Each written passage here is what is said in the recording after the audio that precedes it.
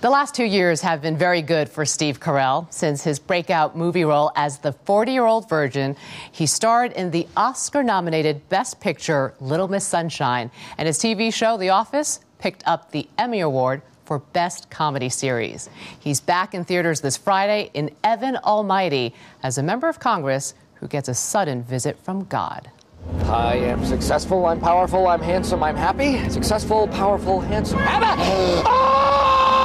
Get it out, son. It's the beginning of wisdom. How did you get in here? I'm calling the cops. Oh, no need. Look, there's one right there. Right there. Officer! Carjacker in the car! Carjacker in the car! Oh! Steve Carell, good morning. Good morning. So funny. Thanks. It's good fun, this movie. Thanks. Now, people may or may not remember you. In the first movie, you were Evan Baxter, who was the competitor anchorman wanting to get the anchor slot with Bruce Almighty. Right. But this time you come back and you're not an anchorman. You're leaving your anchor desk to become a congressman. Correct. I have been elected to Congress. My family and I moved to Virginia. Big new house, big new prospects in terms of career. And that's when I am visited by Morgan Freeman playing God, and am instructed to build an ark. Because you say that you got voted into office because you wanted to change the world. Yeah. So God was like, okay.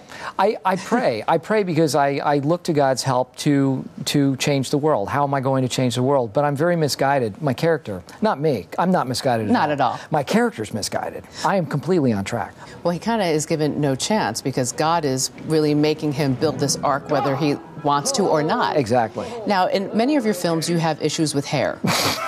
Okay? The real waxing I don't know scene. exactly what you're referring to. Well, I love the bearded look.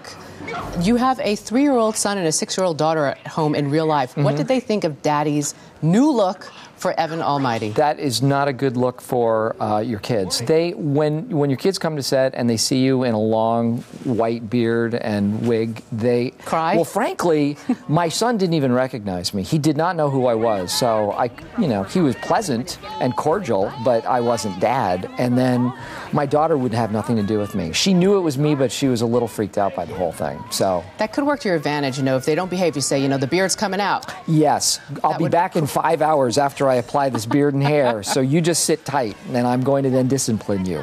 Now, you work with so many different animals in this film. What was that like? Are you an animal lover? You know what? They were all fantastic. Even the tarantulas on your face? Yes, especially. I liked working with them. I can't say that they were all my favorites. All right, name the ones that were difficult on the set. Baboons were difficult. Demanding, aren't they? Very. They would not come out of their trailers.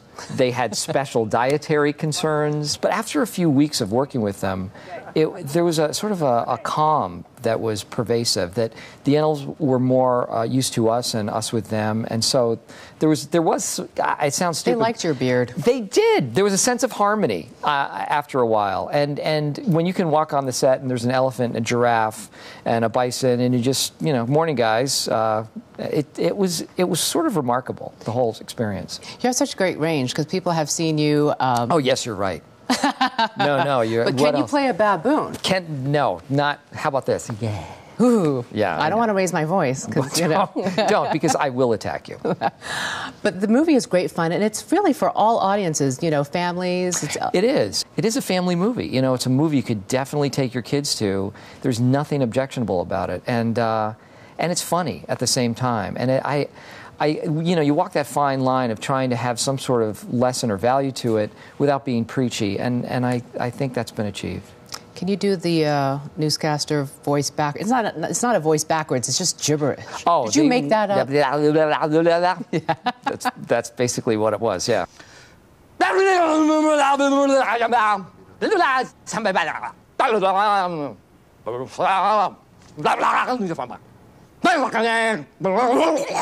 Who came up with that? Did the director tell you how to do it? He just said, I can do this. He just said, you know what? He just said, go for it. We had all day to shoot that scene, and we shot it for about 20 minutes, and he said, okay, we've got it. Let's just play. So the rest of the day was just fooling around. So that's, I think, where that came from. Was it hard to do takes without cracking up the whole crew and yourself? I was so nervous because I was in a Jim Carrey movie. So, no, I was so nervous I would have never cracked up in a million years. Can you believe the amount of success you have had in the last 2 years? Absolutely. You knew it was coming.